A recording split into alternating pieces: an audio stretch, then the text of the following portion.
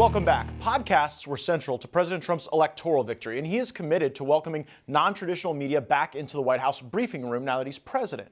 We are big fans of Steve Bannon's War Room show. Mr. Bannon's co-host is the effervescent, brilliant Natalie Winters. Ms. Winters pulls double duty as the War Room's chief White House correspondent, and she encountered a bit of a mean girl energy from others in the press for doing her job incredibly well. Fox News host Kennedy chose to make fun of Ms. Winters' attire. Should Kennedy really be the one making fun of Natalie Winters over physical appearance? The critique seems misplaced and abjectly sexist. Nobody makes fun of men in the White House briefing room when their threads are a little off point, but the attacks on Natalie Winters poured on. I mean, look at Peter Baker of the New York Times. He's covered the White House since Dirt was young, and he looks like House Speaker Mike Johnson if Mike had like a bad reaction to the COVID vaccine. We are proud of Natalie Winters because her reporting is original, accurate, and highly relevant. Ms. Winters was on the front lines of the Dr. Anthony Fauci beat when she broke stories about Fauci's ties to gain-of-function research in China. She has roasted current and former U.S. government officials for taking trips, gratuities, and other indulgences from the Chinese Communist Party. She has held Republicans to account when they have gone weak on Capitol Hill. And on this program, we will never discriminate against someone because they are too good looking. Natalie Winters joins us now. So, Natalie, how's it been covering the White House?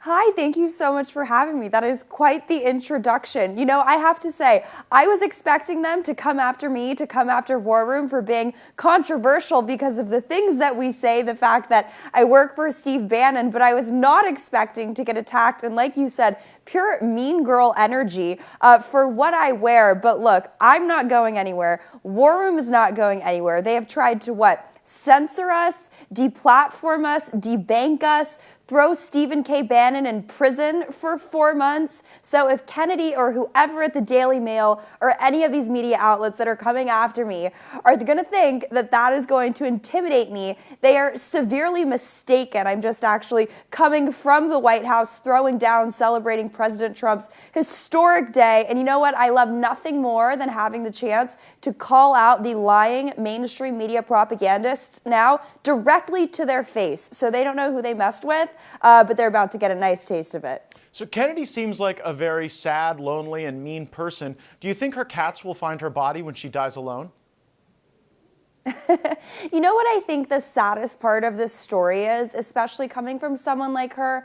You know, she says she has a maternal instinct, and that was why she wanted to write a piece slamming a girl who I think is about the age of her daughters as a hostess at Hooters for wearing what? A cashmere sweater with a collar. But I think the saddest part is actually how they're disrespecting President Trump and Press Secretary Caroline Leavitt, who have made strides to bring in independent and alternative media voices. I think War Room is sort of the tip of the spear of that. And the fact that they now want to take this victory away from War Room and sort of reframe it as let's try to mock, you know, the dumb bimbo 23-year-old correspondent.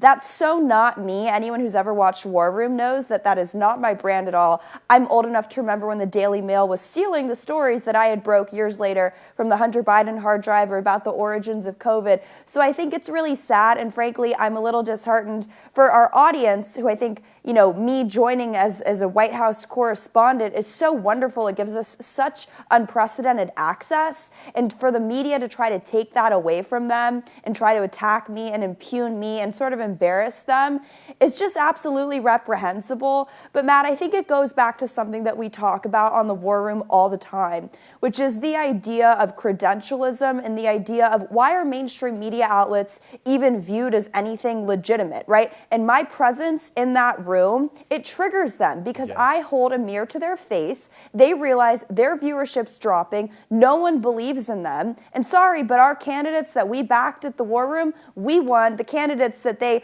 you know, clandestinely back, even though they pretend to be nonpartisan, they're losing because the American people hate them. So good luck trying to run me out of the press briefing room. We'll keep trouncing you in terms of viewership. Natalie Winters, co-host of The War Room and chief White House correspondent. So proud of your journalism, and we're excited to continue to watch your coverage of the White House. Thank you, and congrats on the show. Thanks.